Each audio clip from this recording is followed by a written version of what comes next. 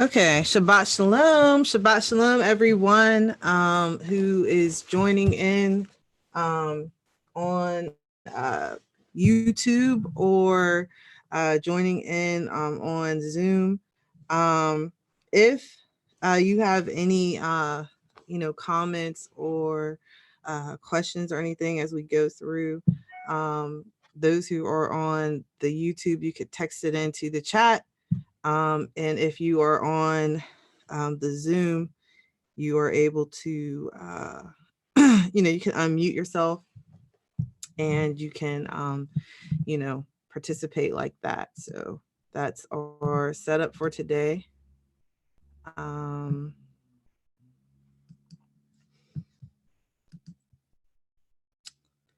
and our topic for today is being light. And it kind of will be combining a couple of things.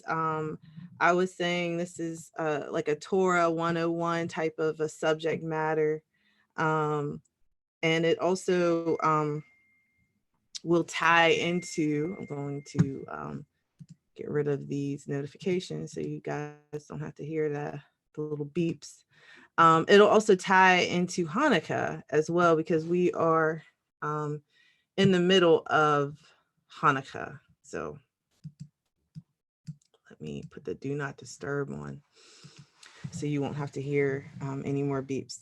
So anyway, we are, of course, coming to the end of the festival of Hanukkah.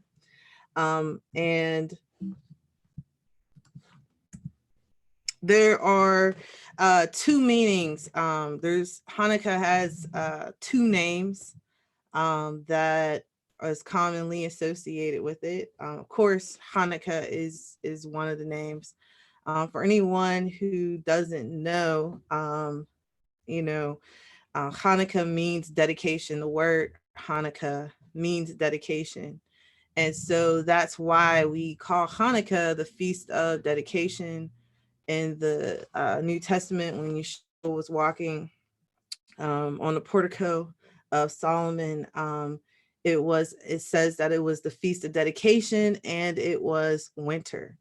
So of course, the given name of the festival, the name given by the elders at the time of actually creating this holy time, it was, or this remembrance time, it was called dedication, the Feast of Dedication. It's a time of dedicating the altar after it had been contaminated and the holy temple was raided by the Greeks.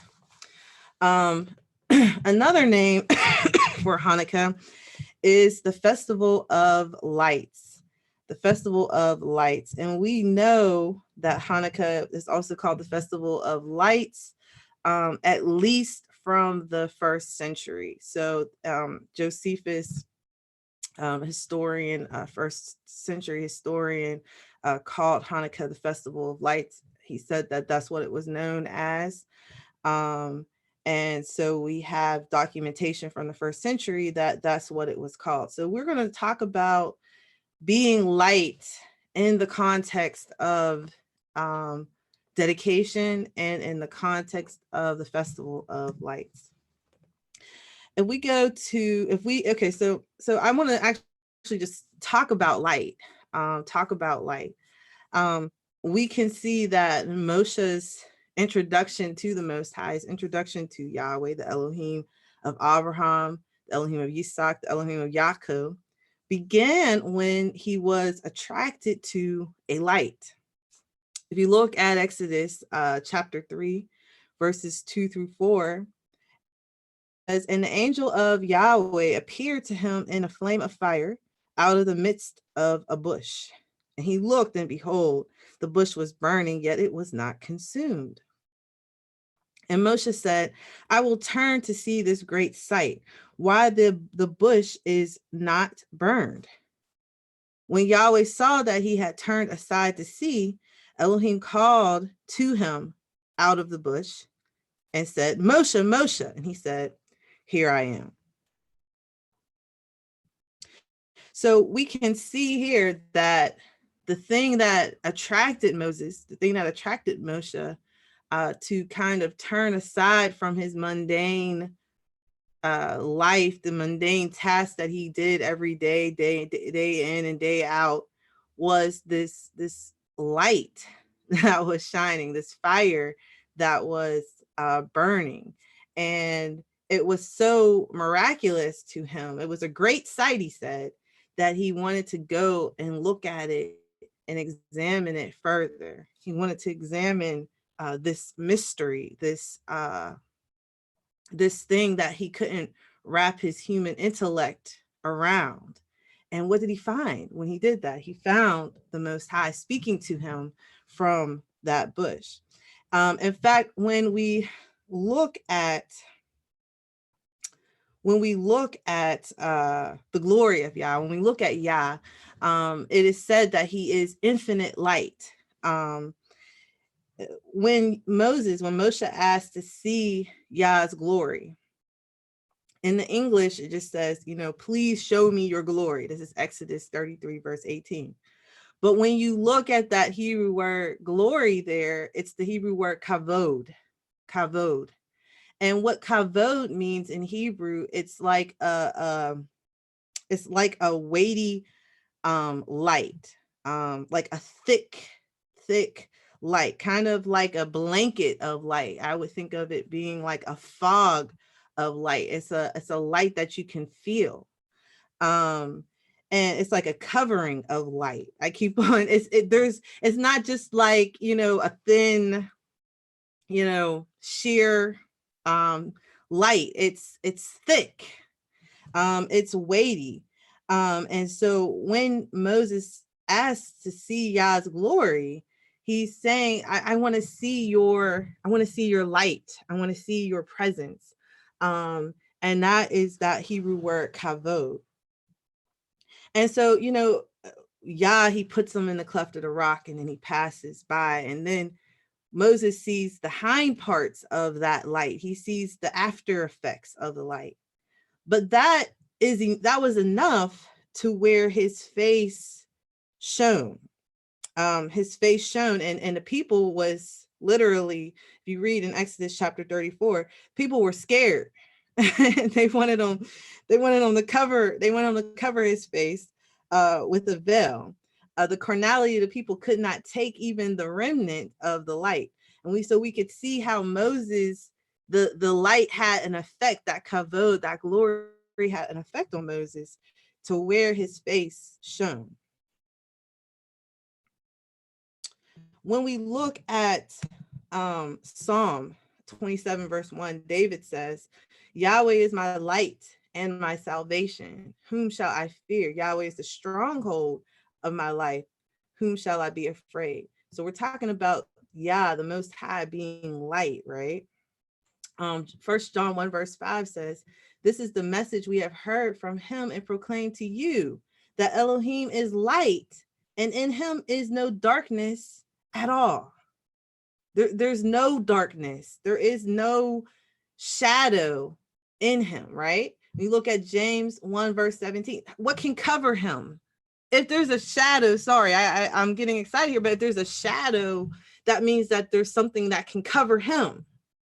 If we was playing, I don't know, what's the game the kids play? Rock, paper, scissors. He always wins the battle. Okay. So there's nothing that can conquer him. There's nothing that can cover him. So that means that his light is going to shine. There's no way any darkness can overtake that light. You look at James 1 verse 17, it says, every good and perfect gift is from above, coming down from the Father of lights, with whom there is no variation or shadow due to change. So that's Yah, his light, his word goes forth. It accomplishes its purpose. It's not something, he is not to be hindered. And so, light travels in a straight line. We are seeing light that is coming across through, the universe, right? And it's taking a long time. I don't know if it takes 8 minutes for the light to come from the sun to the earth. The sun somehow burnt out, we would still see that light for that amount of time until it's dark, right? So Yah's light, it goes forth from him, and it accomplishes the purpose and the mission that it's supposed to. When we look at Revelation chapter 21, verse 23, and it says, and the city has no need of sun or moon to shine on it, for the glory of Elohim gives it light, and its lamp is the Lamb. So when we look at the glory, remember we were saying that glory, that kavod, that light, it gives that city, it gives the city light. It doesn't need any of these objects to give it light. Yah in his own presence and his own glory gives it light. And it says that the lamp is the Lamb. And we know that Yahshua, he is Elohim in the flesh. He divested himself and came down in the form of a bondservant. We can look at this in John 8, verse 12. And it says again, excuse me, Yahshua spoke to him saying, I am the light of the world. Whoever follows me will not walk in darkness, but will have the light of life. The light of life, right? When we look at John chapter 1, verses 4-5, it says, in him was life, and the life was the light of men. The light shines in the darkness, and the darkness has not overcome it. So what does Yeshua do for us? Yeshua, he is the light of Yah, right? And he lights us. It says here that we will have the light of life, right? And then if you go down and you look at that John 1, verses 4-5, it says that the life was the light of men. So what Yeshua does is just like that shamash, just like that servant candle, he lights us, and he gives us life, which is light.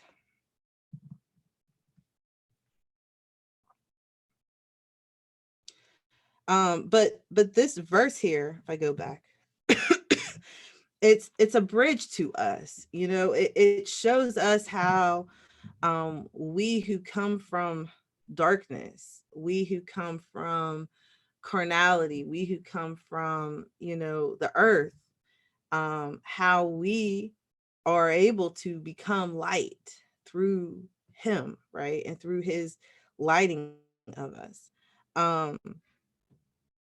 When we dedicate ourselves to the Most High, right? When we talk about dedication, we dedicate ourselves to him and to his to his service, we get lit, we get kindled, our wicks, that our soul, our wicks catch fire.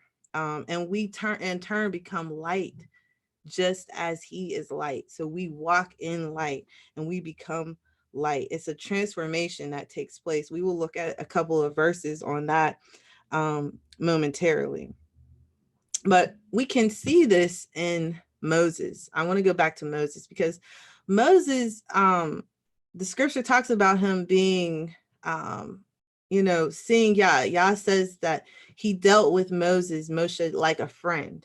He dealt with him kind of on this, like they had a relationship, a face-to-face type of a relationship. Moses had a connection to Yah that was unlike anyone at that time who had a connection to Yah.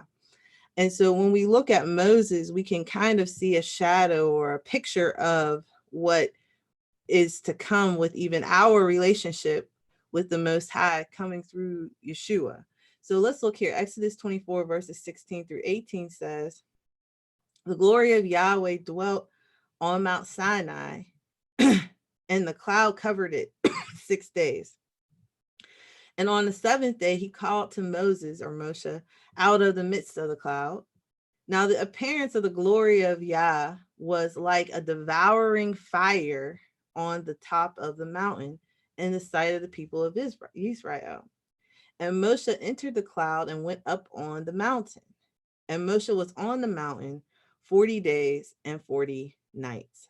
So this is when Moshe went up to get the handwritten tablets from the Almighty up on the mountain.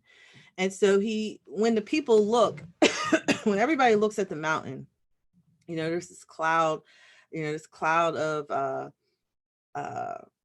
this cloud that covered it, and there's also the top of the mountain. It just looks like it's a devouring fire. It's a fire that just will eat anything up. It's devouring. Literally in the Hebrew, it's a consuming and eating fire. Okay. And Moshe is able to go up on this mountain, right? That the people, when they look at it, it looks like it would just devour him. But he's able to go up this mountain and experience that fire of Yah. And instead of it consuming him, it lights him. You understand? It gives him that connection, that spiritual connection to the Most High, because he's going up and he's literally experiencing Yah. And he wanted more, and that's why later on, if you skip down to Exodus 33, that's when he asked to see his glory. That's when he wants to experience it even more. And then as a result, his face shone. But what about us as believers in Messiah? What about us who are lit by Yah through the work of the Messiah? When we look at John chapter 1, verses 8 through 9, it says, he was not the light. This is talking about John the Immerser, Yochanan the Immerser, and his ministry, which was a forerunner to the Messiah. He says, he was not the light, but he came to bear witness about the light. So he wasn't the light, but he was bearing witness about the Messiah. And he says, it says the true light, which gives light to everyone, was coming into the world. When we look at Ephesians 5, verse 8, it says, for at one time you were darkness, but now you are light in the Master. Walk as children of light. At one time, the definition of who you was darkness. The definition of your whole existence was darkness, right? But you're not darkness anymore. Now you are light. Now you are light. So it's not, it's like we are the fire, we've been lit and we are on fire, right? It's like we are that light. We are that fire. That's something, that's a definition that applies to us. It's who we are, and so it's not even like a mere reflection, but it's like Yah himself has lit us, brought us from darkness, and brought us and made us light. And so if we are light, how are we to act? What's the fruit of being light? Is that we walk as children of light. Yeshua is talking to his disciples. He says here, you are the salt of the earth. But if salt has lost its taste, how shall its saltiness be restored? It is no longer good for anything except to be thrown out and trampled under people's feet. You are the light of the world. A city set on a hill cannot be hidden, nor do people light a lamp and put it under a basket, but on a stand, and it gives light to to all in the house. In the same way, let your light shine before others, so that they may see your good works and give glory to your Father who is in heaven. So Yeshua is saying that we could insert ourselves into this if we've come to actually believe in him and receive him, right?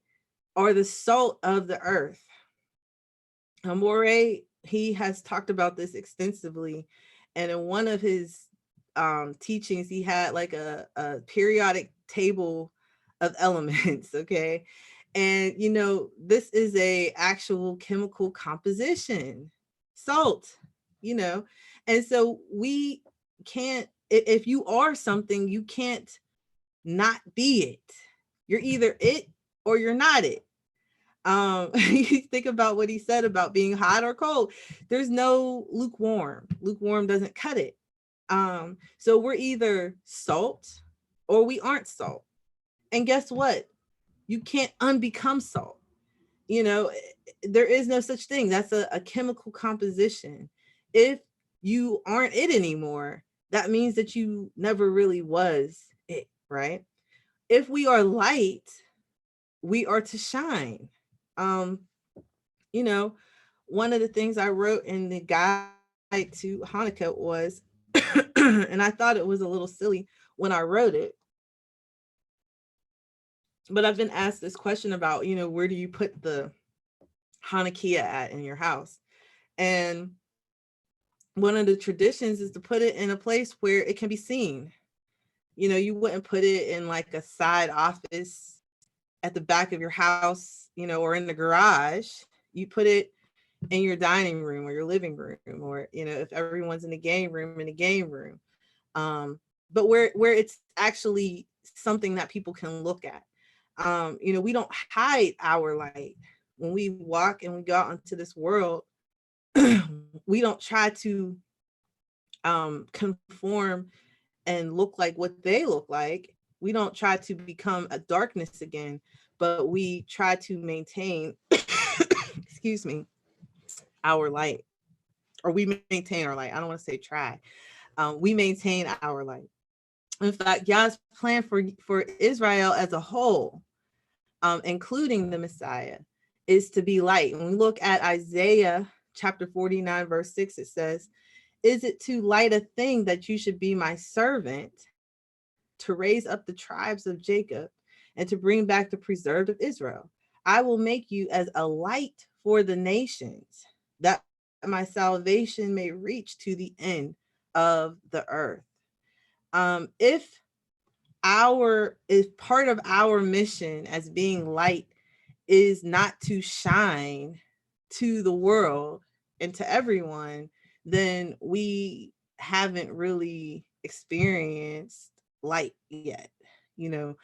We're lit to shine, and so this is what Yah is saying, that he wants that light to perpetuate, to go to, Israel first, but then also to the nations.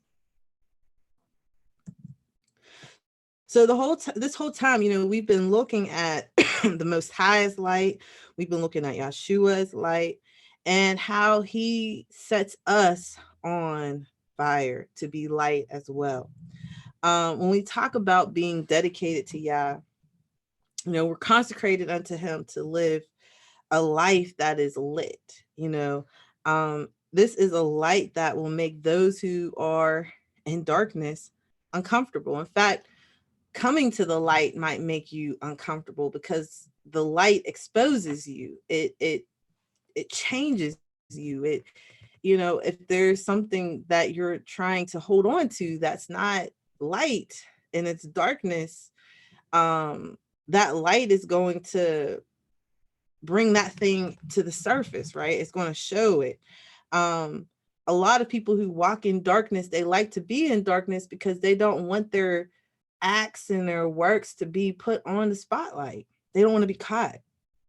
And so whenever we come to the light, it's kind of like turning ourselves in, for all of the crimes that we've committed, confessing to those things, and allowing Yah to deal with us and to be exposed to him, right? A person who confesses their sins and repents from wickedness.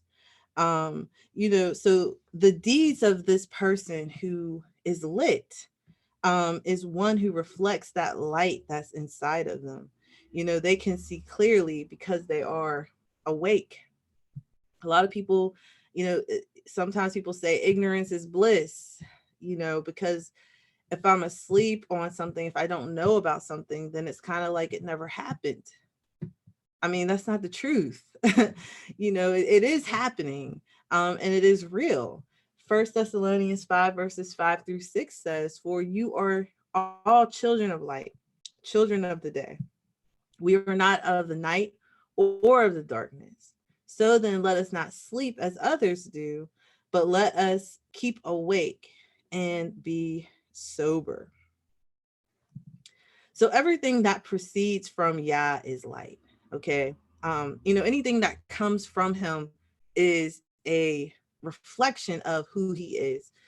Psalm 119 verse 105 says, "Your word is a lamp to my feet and a light to my path." Um, Scripture says that we have to live by every word that comes from the mouth of Yah. This is Deuteronomy 8 verse 3, which speaks about how he took away the things, he let us experience hunger. He fed us with manna, this food that we've never known that came from heaven, to make us understand that we don't live by bread alone. We don't live by these physical things that we have on earth, but that we live by every word that comes forth from the Most High. Yeshua said that as well when he was tested. And if we're looking at the purpose of the Torah, going into Torah culture, and we look at the purpose of the Torah, Proverbs 6 verse 23 says, "For the commandment is a lamp, and the Torah, the law, is light, and reproofs of instruction are the way of life." So what is this thing? This Torah, this law is light. There's a scripture that talks about how the law exposes sin. The law is kind of like a flashlight. You get the flashlight out, and it exposes your sin. It exposes where you're off course. Okay.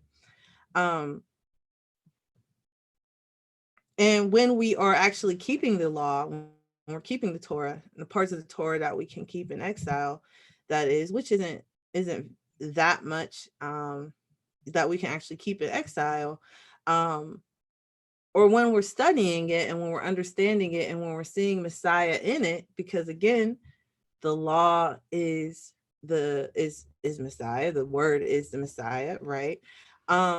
We're able to have a deeper revelation of the character of the Almighty.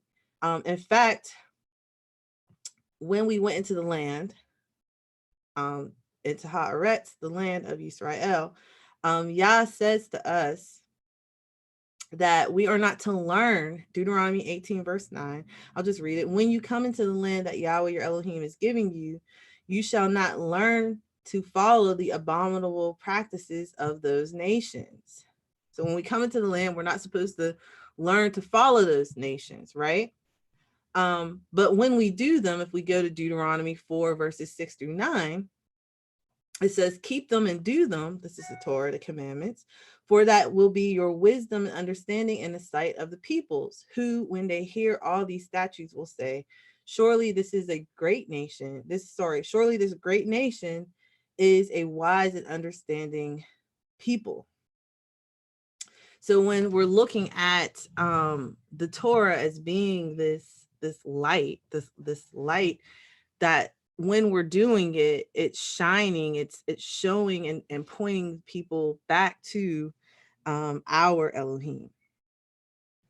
And tying this into the festival of lights, tying this into Hanukkah, we can see that this is why the first thing that Antiochus Epiphanes wanted to do was cause the people of Israel to hide their lights, it was shining too bright.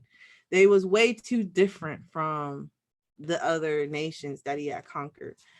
He wanted everybody to become pagan like them. He wanted everybody to kind of put off all their ways, their culture, their Torah culture. He wanted them to conform to his ways. And a kids movie that my children watch during Hanukkah, or they have watched during Hanukkah. The way they represent it is that the children of Israel had these shiny lights. You know, they had these little lights and these little fires, each and every one of them. And what they wanted to do was give them these 10 Greek coins. So they was like, okay, you give me your fire and I'll give you this little 10 dog coin, Greek coin with like some Greek letters on it. And they had these little Hebrew letters with lights on it. So they want us to exchange the truth, right, for a lie. They want us to exchange their darkness for our light. And so let's just look at this very quickly. This is from First Maccabees chapter 1 verses 41 to 50. It says, then the king wrote to his whole kingdom that all should be one people, and that all should give up their particular customs. All the Gentiles accepted the command of the king. Many, even from Israel, gladly adopted his religion. They sacrificed to idols and profaned the Sabbath. And the king sent letters by messengers to Jerusalem and to the towns of Judah. And he directed them to follow customs strange to the land, to forbid burnt offerings and sacrifices, and drink offerings in the sanctuary, to profane Sabbaths and festivals, to defile the sanctuary and the priests, to build altars and sacred precincts and shrines for idols, to sacrifice swine and other unclean animals, and to leave their sons uncircumcised. They were to make themselves abominable by everything unclean and profane. And the reason was so that they would forget the law, the Torah, and change all the ordinances. And he added, and whoever does not obey the command of the king shall die. So when we're looking at this, the whole point of him doing this was to try to change the light that was in Israel into darkness, to take away this light that Yah had given his people, and this culture that he had given to us, and to cause us to willfully become darkness. He's threatening life and death with us, but we serve an Elohim that transcends the power of death, right? And so people would hide their circumcisions. They actually built gymnasiums in Israel and Jerusalem, and they would fight, and the men would try to hide their circumcisions, and they would wear the little wreaths and everything, and they would try to become just like the world. This is something that is happening even to this day, where people, when you are light, we're going to talk about this a little bit in a couple of minutes here, but when you are light, people will want you to dim your light for them to make them feel more comfortable. They'll want you to look like them, or when people are even coming to the faith, it's hard for them to accept some of the things that set apart living is all about, right? It can be it is an adjustment, right? It's an adjustment process. But we don't water down the standard, we don't dim the light, so to speak, to be more acceptable to the world. If the world wants to come to the light, then there's going to be an exposure that takes place. It's just, that's a result of coming to the light. We don't become darkened by the nations. That's not what Isaiah 49 said. The nations are attracted to the light that we shine. Hallelujah. But how many of us are wind resistant lights? My husband just bought a lighter, and he bought, I don't know how much this thing costs, but you could just blow straight onto it and it won't go out. It is a wind resistant lighter. How many of us are not going to bend to the pressure of the outside to dim your light, to compromise or to be hypocritical? How about even your own flesh and your own carnal mind? you know, a lot of us, we have that battle that's just even within ourselves. You don't need any outside. You don't need any edicts from kings to say, if you don't do this sin, then you're going to die. It's just something that you have in your own heart, that you want to follow after your own wickedness and your own wicked ways, your own carnal mind. You know, all of us have a carnal mind, and we have to, of course, allow the spirit to rule and to reign in us. So when we're looking at this, you know, a flame that doesn't extinguish, a flame that doesn't go out, you know, these are 3 themes of Hanukkah. Now, there's many themes of Hanukkah, but to be dedicated to Yah is one of the things we talked about, to be lit on fire by the Messiah, and to be fed and fueled by Yah's Ruach. And that's a continual thing, you know, to be a flame that does not flicker or become extinguished. And what happens with this light is that the light grows. It grows.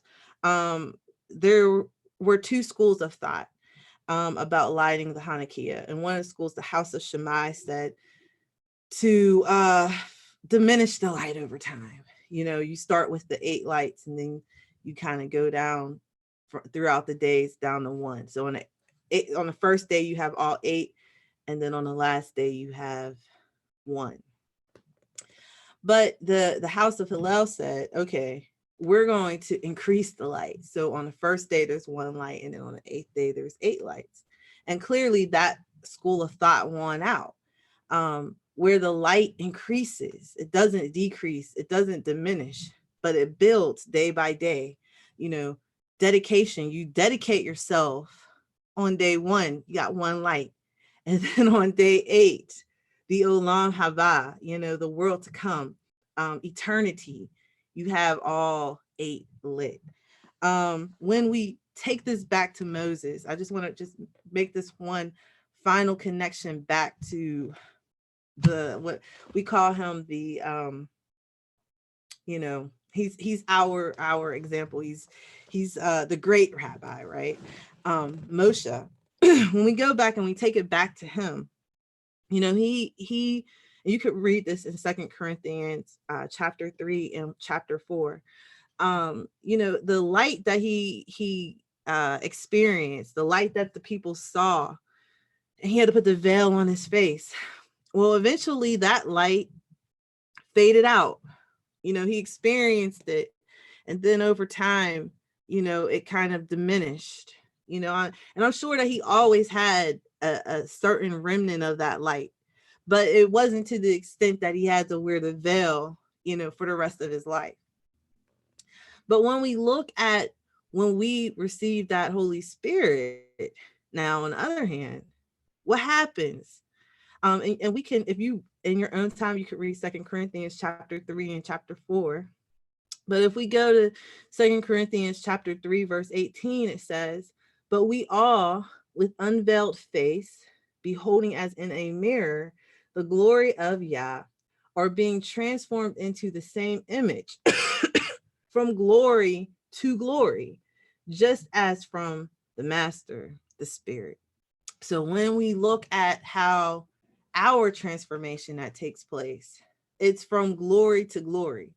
It's from, you know, shininess to more shininess, from one degree of glory to the next degree of glory. Some translations have it. And it's not with that veil. It's not protecting the people from the light, but it's shining that light. You know, it says with unveiled face. And you know, this is the message of being light. You know, this is the message of Hanukkah, Festival of Lights. This is a message of why we're dedicated in the first place, which is to be light. So let me make sure I'm not missing anything here. I just want to say one thing before I end my part here, is that this doesn't mean that we should be puffed up because we are light. And that's one of the things that I have found to be very disappointing, It's that people will mock those who don't have this light. Well, we don't have to mock people who don't have an understanding of the Torah or understanding of the Most High. All we have to do is be light and expose them to the light, and let the Most High, let Yah and His Spirit do the work on the people. It's not about belittling people, it's just about being what we are. Just like being salt, you don't have salt doesn't have a choice. It's either salt or it's not salt. People are either light or they're darkness. So we need to focus on our own situation, right? And focus on reflecting the love and all those fruits of the Spirit of the Most High. That should be central. Yeshua said His disciples will be known for their love. When we look at the fruits of the Spirit, that's nothing but love. So it's not about condemning. Yah, He will do all of that. But it's just about us reflecting and being the light that Yah has created us to be.